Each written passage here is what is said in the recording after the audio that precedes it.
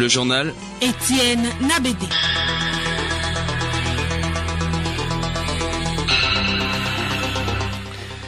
Mesdames et messieurs, bonjour et bienvenue dans cette édition. En voici le sommaire. La couche d'ozone, cette fine couche de gaz très importante pour protéger les êtres vivants des rayonnements ultraviolets. Sans elle, la vie sur Terre est tout simplement impossible. C'est une lutte planétaire qui est engagée pour sa protection. Le Togo n'est pas en reste. Des précisions dans ce journal. Après Noël, le nouvel an et toujours le couvre-feu reste en vigueur. Comment les Togolais ont-ils vécu la fête de Noël et dans quelle ambiance comptent-ils vivre le nouvel an? À découvrir dans cette édition. En Centrafrique, près de 2 millions d'électeurs ont voté hier pour un double scrutin présidentiel et législatif. Si la situation était calme à Bangui, la capitale, les autres parties du pays étaient sous tension, notamment en province au Niger. Pas d'incident grave à signaler lors d'un scrutin similaire. Le chef de la mission de la CEDEAO salue le climat apaisé de ces élections.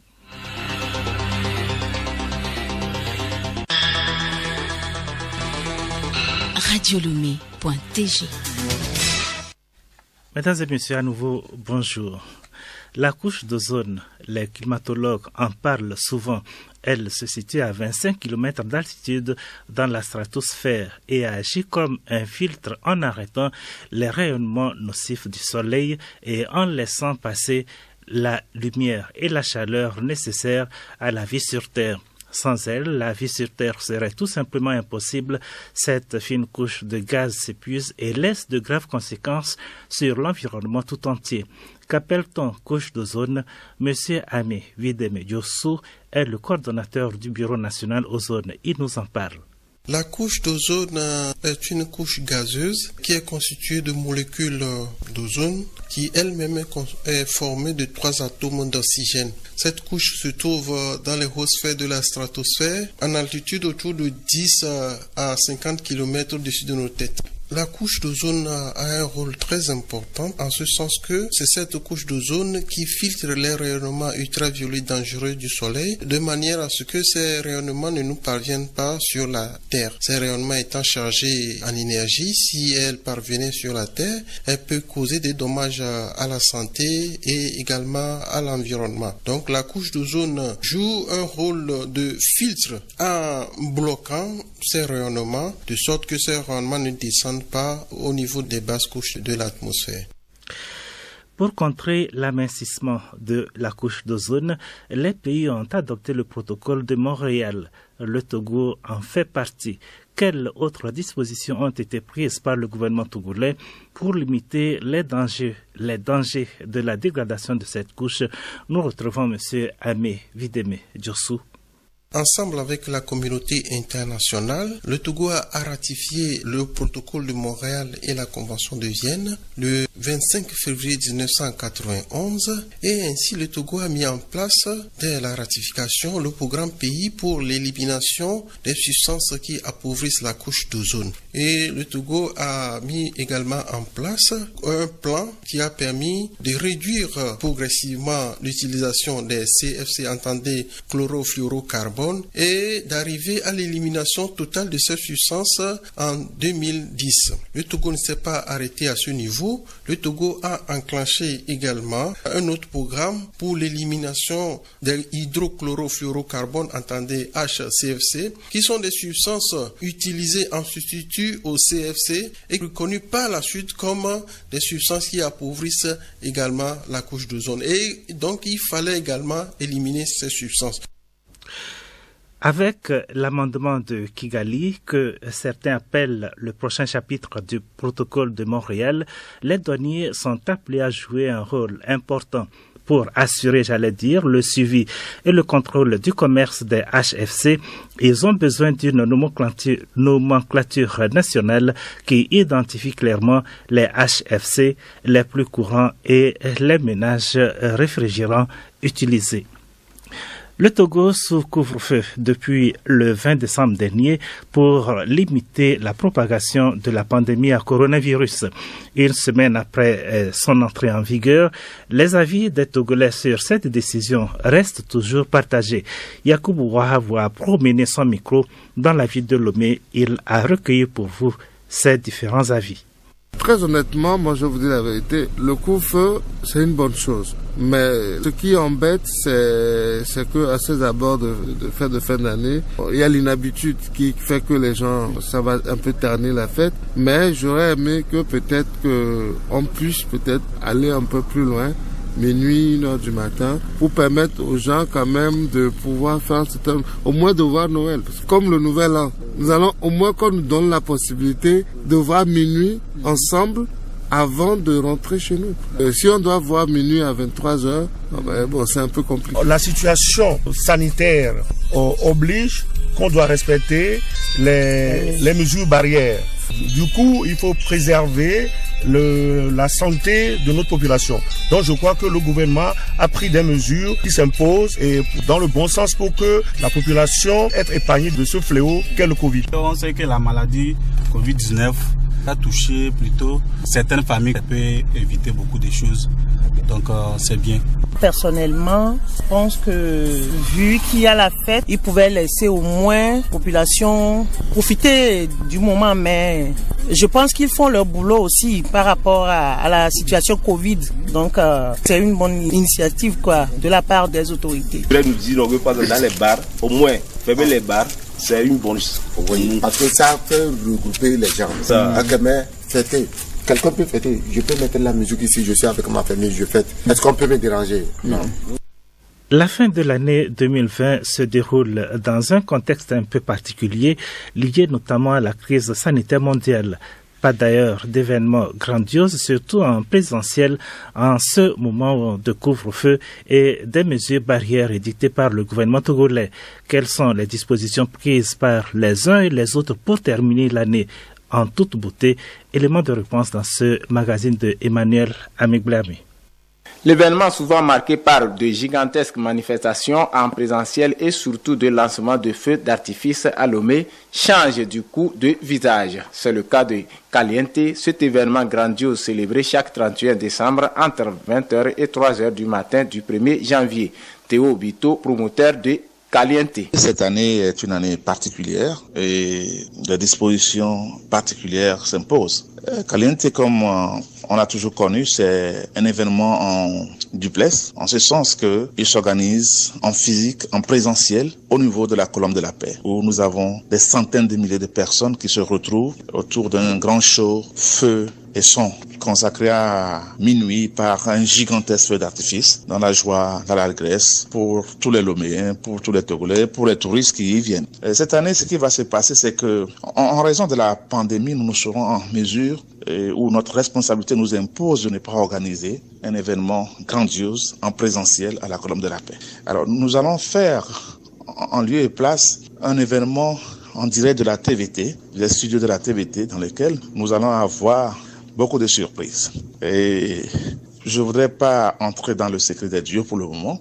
Ce qui est sûr, c'est que nous ferons un événement à la taille de Caliente. Ne sachant pas quand prendra fin cette maladie de l'heure, les promoteurs se trouvent dans l'impossibilité de se prononcer sur les perspectives d'avenir de cet événement, à la fois cadre postal, touristique et culturel du Togo. Nous retrouvons Théo Bito.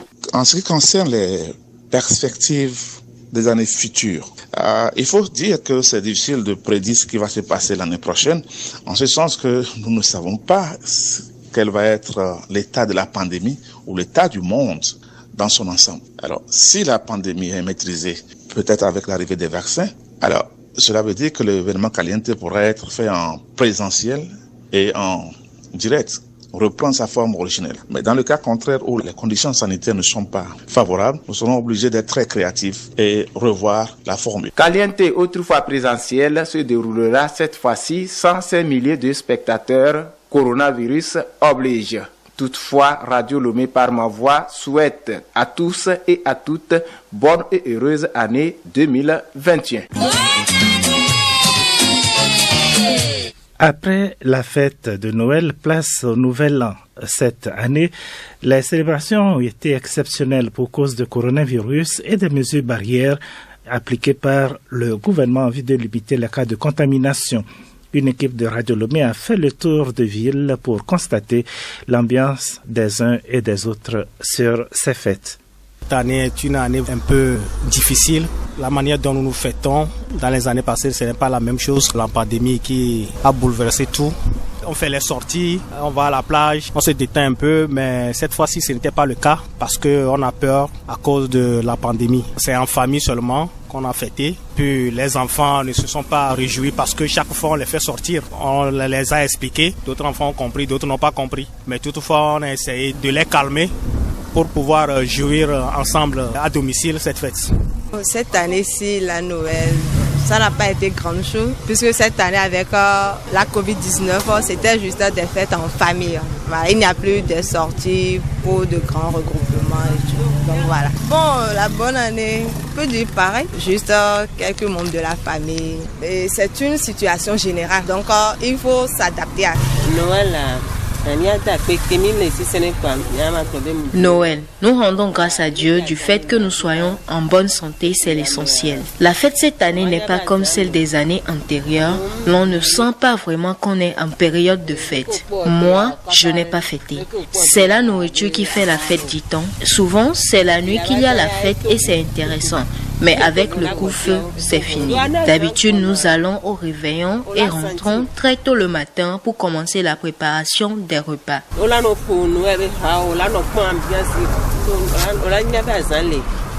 Corona a fait que rien ne marche. Moi, je n'ai trouvé rien. Pour fêter, je suis à la maison avec mon enfant. Donc, pour le nouvel an, moi je suis là. Bon, on est dans la main de Dieu. Si quelqu'un me fait cadeau, je vais fêter. Dans le cas contraire, je vais encore rester à la maison, seul comme ça. Parce que je n'ai pas l'argent pour sortir, je ne suis pas en joie. Franchement, ça ne va pas. Cette année-là, c'est différent par rapport aux autres années. Il n'y a pas le marché, il n'y a rien. Encore couvre-feu. Ceux qui se débrouillent dans la nuit, tout est bloqué. On sort pour vendre, non, zéro. Les gens n'achètent pas, il n'y a pas l'argent pour programmer bonne année. Donc c'est toujours comme ça. La fête n'a pas été comme cela se doit. Normalement, une fête qui tombe sur vendredi, c'est un week-end prolongé. Tout le monde a fêté selon, pas ses vœux, mais selon les conditions. Une bonne année, c'est sous forme d'un recueillement du passé et d'un lancement pour l'avenir. Moi, personnellement, on a l'habitude d'aller à l'église. Mais le couvre-feu à 23h, ça ne tombe pas sur le bonne année. Disons, le coronavirus a tout fait encore à ce que les gens ne puissent pas correctement faire les rites ou bien les rituels qu'ils ont l'habitude de faire pour chaque année.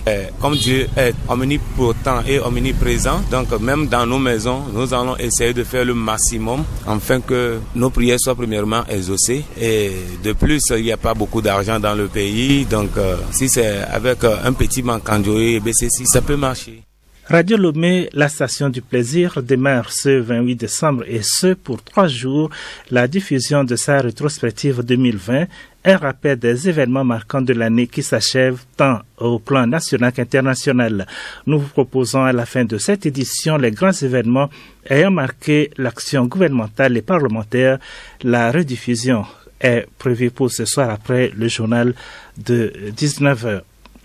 Sans transition, une brève pour la page internationale. Les Centrafricains ont voté hier pour élire leur président et leurs députés dans un contexte tendu. Si la situation a été calme dans la capitale Bangui, des perturbations ont été recensées en province. Les résultats définitifs de ces scrutins ne seront pas connus avant plusieurs jours. Double scrutin également au Niger hier, une journée de vote pour un scrutin présidentiel et législatif dans le calme et dans un climat apaisé selon les observateurs. Avant le scrutin, les électeurs souhaitaient qu'il se déroule dans la sérénité et c'est effectivement dans le calme que les Nigériens ont voté pour départager la trentaine de candidats en lice parmi lesquels figurent plusieurs anciens ministres et présidents. À la fermeture des bureaux de vote hier, la CENI disait n'avoir enregistré aucun incident grave. De leur côté, les observateurs nationaux ont pu regretter quelques incidents et manquements. Le chef de la mission de la CEDEAO a lui salué le climat apaisé de ces élections. Chronique juridique pour fermer ce journal. Les violences post-électorales de 2005 ont fait plusieurs victimes au Togo. Le gouvernement, dans le souci de tourner cette page sombre de l'histoire de notre pays, a amorcé en 2009 un processus de justice transitionnelle. Que comprendre par justice transitionnelle? Des précisions avec Hélène Assabi. La justice transitionnelle est une forme de justice qui est à cheval entre la justice moderne et la justice traditionnelle. Elle est basée sur 4 piliers, notamment la réparation et le droit de savoir, c'est-à-dire permettre aux victimes de connaître la vérité.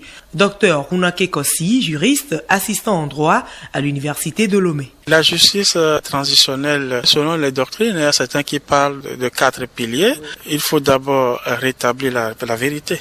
Il faut identifier les auteurs des exactions, il faut identifier les victimes, il faut passer à la réparation des dommages que les uns et les autres ont pu causer et en dernier ressort, il faut la garantie de non-répétition. Le but visé par la justice transitionnelle est la réconciliation, surtout après qu'un pays ait traversé une crise. La justice transitionnelle, c'est cette forme de justice qui permet à ce que les individus qui ont subi des préjudices soient indemnisés et au même moment aller vers la réconciliation nationale et la construction de la paix. Donc c'est une justice qui amène beaucoup plus à un compromis, que chacun puisse accepter d'aller vers la paix en acceptant le pardon. Même si elle est basée sur la réconciliation et la paix, il n'en demeure pas moins que les auteurs des préjudices soient jugés et sanctionnés. Dr Runake Kossi, juriste, assistant en droit à l'université de Lomé. Ceux qui ont commis des crimes doivent être jugés. Jugés non pas par la justice transitionnelle, mais jugés par la justice moderne. C'est-à-dire, s'il y a une action en pénal, que les auteurs des crimes soient jugés au pénal. Dans le prochain numéro, nous allons parler du droit à la réparation, l'un des piliers de la justice transitionnelle.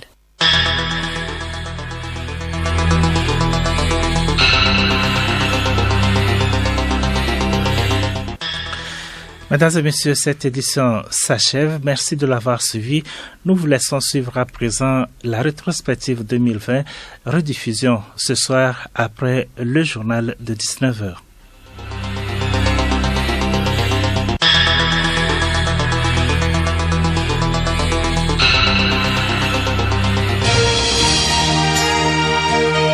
Radio Lomé, boîte postale 434, email radiolomé@radiolomé.tg.